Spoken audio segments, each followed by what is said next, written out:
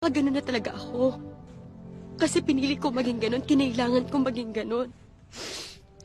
Lalo na nung nagpunta ako ng New York. Alex, baka tama ka nga. Baka nga ambisyosa ako. Baka nga importante sa akin yung career ko. Pero alam mo, hindi ko ginawa yun para lang sa sarili ko. I had to go there for us. For our family's future. Kasi nababaon na tayo sa utang sa pagkakasakit ni Papa. Tapos na-operahan si Mama. Tapos si CJ kailangan na mag-college. Tapos si Gabi maliit yung sweldo. Tapos si Teddy kailangan ng pera papunta ng Spain.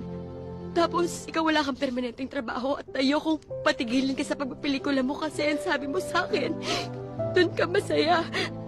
Doon ka magaling. Doon magiging proud sa'yo si Mama. Kaya kahit gustong-gusto kong umuwi, kasi ang lungkot. Ang hirap-hirap mag-isa. Miss na miss ko kayong lahat. Pero lahat yun tiniis ko. Nagpakatatag ako, nagpakatigas ako kasi kailangan ko.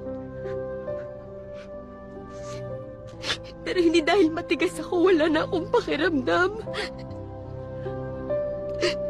Na hindi na ako nasasaktan. Nasasaktan din ako.